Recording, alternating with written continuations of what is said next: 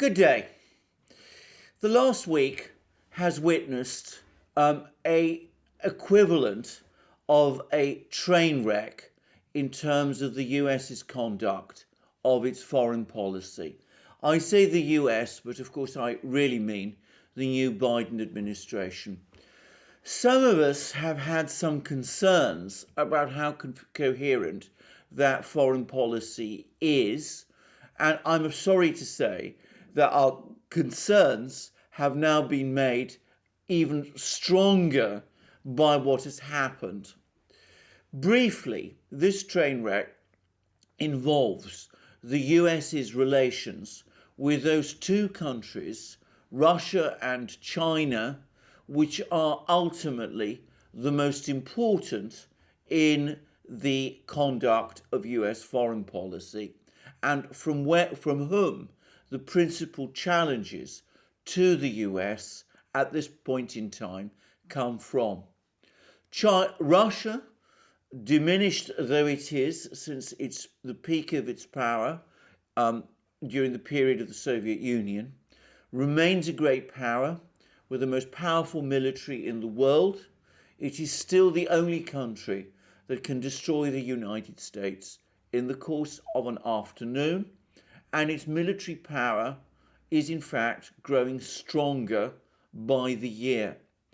I would add that its economy is also underestimated by many in the West. This is a complex topic which I'm going to discuss further in another program. China, of course, has grown at extraordinary speed. It has come very far, very fast, and it now has a manufacturing capacity greater than that of the United States itself. It has surpassed the United States in trade in manufactured goods, and it poses a technological challenge, all in combination a greater challenge than anything the United States has experienced since the end of the Second World War. Now, many of us have had doubts about whether the United States, or at least its current administration, has a proper intellectual understanding of the scale of the challenge that the United States is facing. We have wondered whether this administration, dysfunctional as it appears to be, with a weak president at its center, is able to develop anything that could be considered or construed as a grand strategy to respond to these challenges that Russia and China, each individually and also collectively, pose. Well, a document appeared a short while ago which did seem to provide something that might be called a grand strategy, and which does seem to originate from within the administration, though the author of this document is someone who chooses to remain anonymous. However, the internal language of this document, which calls itself the Longer Telegram, appears to be someone prominent in the administration, possibly close to Secretary of State Tony Blinken, conceivably, according to some guesses, Tony Blinken himself. Whether or not that is true, what this document does is that it identifies China as the principal challenge to the United States. I think most people would agree with that. But it also goes on to say that it is the combination of China and Russia together in what is becoming a de facto alliance, which is causing the United States its greatest problems. I'm going to read a few extracts from this document to set out the concerns about the Russian-Chinese alliance which it expresses. Firstly, it says, the United States must rebalance its relationship with Russia, whether it likes it or not. Effectively reinforcing US alliances is critical. Dividing Russia from China in the future is equally so. Allowing Russia to drift fully into China's strategic embrace over the last decade will go down as the single greatest geostrategic error of successive US administrations. And then it goes on to say the importance of Russia for future US strategy can be seen in the extraordinary level of strategic condominium that has now been achieved between Russian President Putin and Chinese President Xi over a relatively short period of time, and the significant additional strategic leverage this has provided China. Their bilateral collaboration now covers their militaries, intelligence and domestic security services, energy, trade and investment, and foreign policy coordination, including in the US Security Council and other forms of multilateral cooperation. Most importantly, this alignment has meant that China no longer has to be concerned with the long northern border it shares with its Russian neighbour, a country with which it has had an adversarial relationship for most of the last 400 years. The normalization of Sino-Russian relations has freed up significant Chinese military, diplomatic and leadership capital that Beijing now has been able to deploy elsewhere. This is gravely injurious to US global interests. Then the article goes on to say that for all these reasons, the United States must begin to engineer a significant rebalancing of its own relations with Russia. Russia will not become the United States' friend or strategic partner, let alone its ally.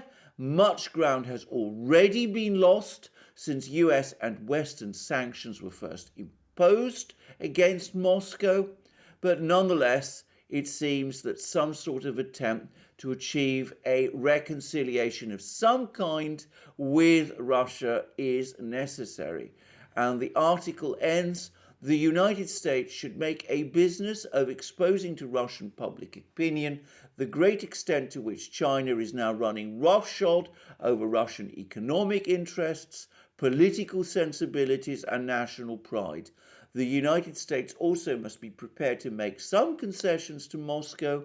It might do so to secure Russian support in bringing China to the negotiating table over the expansion and modernization of Beijing's strategic nuclear forces, or it might also do so over North Korea. So here we have a strategy, perhaps one associated with the Tony Blinken side of the administration, of patching up relations with Russia, trying to draw Russia away from China and improve relations with Russia so as to isolate China from Russia and conceivably even make trouble for China on its northern border, is the border which it shares with Russia. I'm not sure that I like any part of this analysis very much, but you can see at least the outlines of a grand strategy there. So, what does the United States do? Does it actually take the advice of this long study? Does it make efforts to maintain a dialogue with Moscow? Does it seek, in fact, to pursue that dialogue, to find out what areas of agreement it can find with Russia, what concessions it can make to Moscow of the kind that this document says the United States might have to make? Well, in fact, what we've seen over the last week is the United States doing the exact opposite, going out of its way to infuriate, annoy, provoke, and antagonize Russia in the most public way possible. So how did this all begin? Well, first of all, we had the publication of another intelligence community assessment, this time about Russian meddling in the 2020 election. Now, I say that this is an intelligence community assessment. In fact, what we've seen published is not that assessment itself, but a summary of it. And we learned from that summary that it was first published on the 7th of January 2021 during what was, as I'm sure we all remember, a very fraught transition period. This document, in fact, appeared at a time when relations between the Trump administration and the incoming administration of Joe Biden were extremely bad, and it seems that part of its purpose is to discredit some of the claims that were being circulated at that time by Donald Trump and his supporters about President Biden's and his family's connections with Ukraine. And in fact, what this assessment does at some length is that it claims that some of these reports about President Biden's and his son's Hunter Biden's connections with Ukraine were being circulated by two Ukrainian politicians, a gentleman called Mr. Kilimnik and another gentleman called Mr. Derkach, and that they were doing this in part through a US journalist. He's not named, but I can guess who he is, but though I'm not going to name him, and a US television network. Again, I can guess which that is, but I'm not going to embarrass them by naming them. Of course, all of these rumors about connections between President Biden and his son Hunter Biden and Ukraine are now to a great extent public knowledge, and they've been corroborated by other sources. I'm going to express my own opinion about this intelligence community assessment. I think it is a threadbare and tawdry document, and similar views have been expressed to me on publicly in programs which I have done with on other radio stations by two former CIA veterans, Ray McGovern and John Kiriakou, and I've seen similar scathing assessments of this assessment by other US intelligence veterans such as Scott Ritter and Philip Giraldi. I'm not going to discuss this document in detail. All I will say is that it seems to ignore Hunter Biden's laptop and the evidence of Mr. Bublinsky, Tony Bublinsky, which we've discussed on the Duran in many videos when all these stories were circulating, and which clearly did not originate from Russia. And it also makes a very bizarre claim that the Russians were trying to hack Burisma Holdings, the company that, the Ukrainian company that Hunter Biden was, for a certain period, a director of, presumably in order to obtain information about Hunter Biden and President Biden, which it seems to me would have been a bizarre and unnecessary thing for the Russians to do, because, as anybody familiar with Ukraine can confirm, you can obtain all the information you need about Burisma and its various activities and about the people who work for it, including Hunter Biden, in Ukraine by simply paying a bribe. And that, of course, is something which the Russians routinely do. I'm not going to waste more time with this report. All I will say is it provided the setting for an interview which then took place between President Joe Biden and George Stephanopoulos. Now, most of you have probably heard things about this interview, and it's a matter now of public record that over the course of it, President Biden spoke about this meeting that he had with President Putin in 2011, in which he claims that he told Putin directly and to his face that Putin has no soul. He also agreed with George Stephanopoulos' assessment of Putin as a killer. So the overall summary of President Biden's opinions about Putin coming from this interview is that President Biden thinks that Putin is a soulless killer.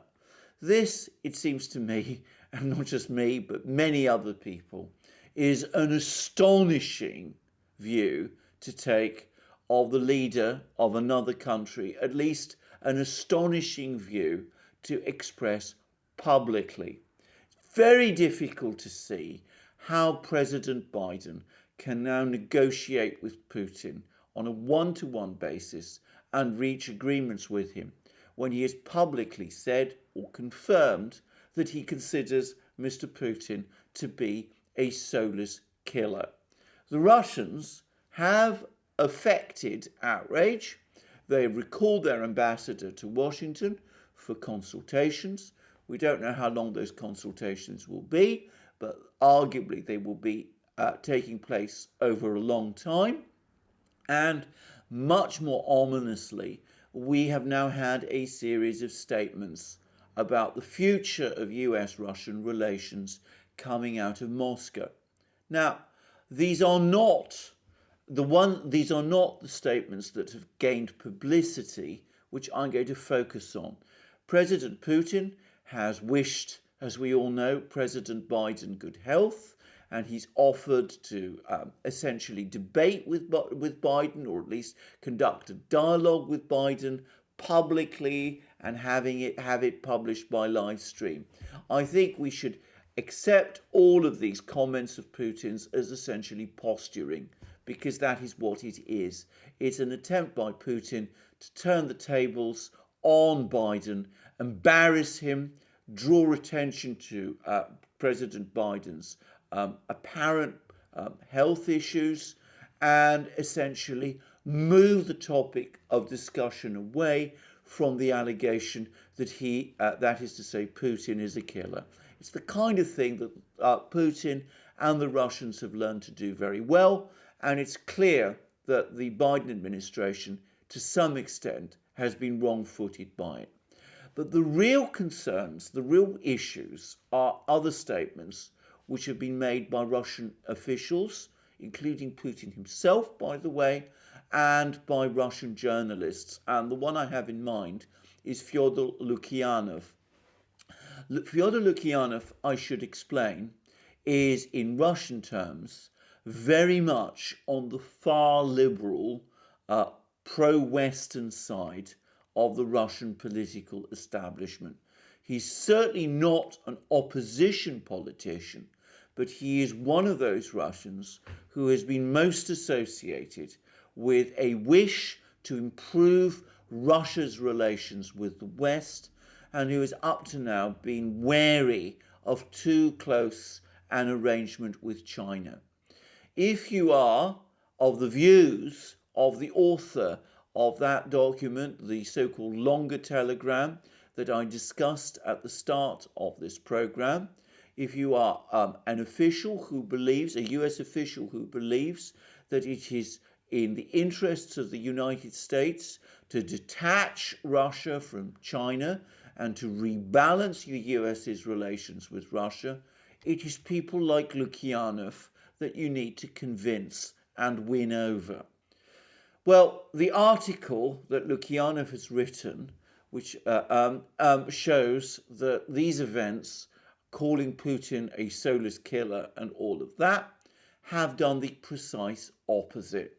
Lukyanov is now saying that Russia cannot afford to agree to what President Biden and Secretary of State Blinken are saying, that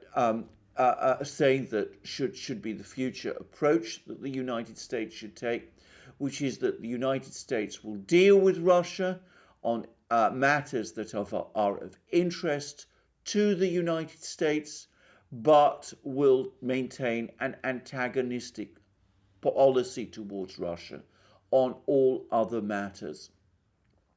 As Lukyanov says, that essentially lets the United States have its cake and eat it as well. The US would be able to be rude and offensive and even aggressive towards Russia whenever it suited it, and Russia would be obliged to accept it as it sought to accommodate the United States on any issue that the United States wanted Russia's help with. Lukyanov says that is an impossible way for Russia to proceed. From now on, Russian policy must be entirely different. It has up to now sought to help the United States whenever the United States gets into trouble, in the expectation that this will lead to an improvement of relations with the United States in future. But from now on, that kind of appeasement of the United States is impossible and unacceptable. And what Lukyanov says is that Russia should do the opposite.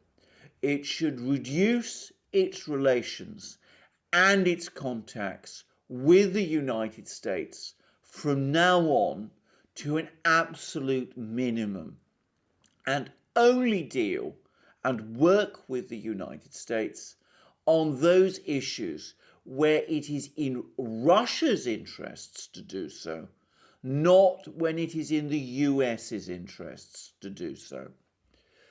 Ominously, these words of Lukyanov have now been repeated by President Putin himself. Putin also says that from now on, Russia will only deal with the United States when it is in Russia's interests to do so, and at all other times it will maintain the minimum of contacts with the United States as it has to. In other words, if your objective, as the objective of Anonymous, perhaps Tony Blinken or someone in Tony Blinken's circle, is to detach Russia from China, then the events of the last week have achieved the precise opposite. The Russians, so far from being persuaded that they should detach themselves from China, have in effect given up on their relations with the United States. Instead, they have agreed to the Chinese invitation for their foreign minister, Sergei Lavrov, to travel to Beijing next week. Well, all, one might say, a fine result of a week's work by the Biden administration. I can't express for my own part my utter dismay at this kind of thing. The United States does not want to have good relations with Russia. Well, that's its business. But insulting a world leader like Putin in this fashion seems to me a bizarre way of going about it. If the United States wants to have bad relations with China and Russia simultaneously, well, that's its business also. But has this thing been thought through? Is that really what the United States wants? And is it really the United States' policy? With respect to Russia, if you believe that this article by Anonymous is indeed what the United States' policy actually is, then the United States' policy is the opposite. And as I have said, and as I have read out, the actual policy, as it's discussed in this long document called, which calls itself, by the way, the Long Telegram, is to draw Russia away from China, and it describes the extent to which Russia has been, I quote again, allowed to drift fully into China's strategic embrace over the last decade, will go down as the greatest single geostrategic error of successive US administrations. Well, it seems that what is now admitted by an error in Washington, at least by someone who is apparently in an important position, well, that great geostrategic error is going to be doubled down on. As I said, a good week's work by someone in Washington over the last week. I'm going to discuss the bizarre, equally bizarre US interactions with China at the summit in Alaska in a different video. Thank you for joining me for this program. Please look me up on my other programs, which I do with my colleague and friend Alex Christoforou on our main channel, the Duran. Please also look up Alex's channel and also our new channel where we publish our interactions with our viewers in our live streams. You'll find links under this video. Please also look us up on our other platforms, BitChute, Library, Rumble, and especially Odyssey. And please also check out our shop, where you will find all the wonderful things that we have there. Our famous magic mugs, our t-shirts, our hats, our hoodies, and our sweatshirts. Lastly, don't forget that we accept, if you are minded to support us through Patreon, Subscribestar, and PayPal, that we accept donations in Bitcoin and other such currencies, as well as more conventional currencies, obviously. And also look us up on our Discord server. And I look forward to you joining me in a future program on this channel, and have a wonderful day until then.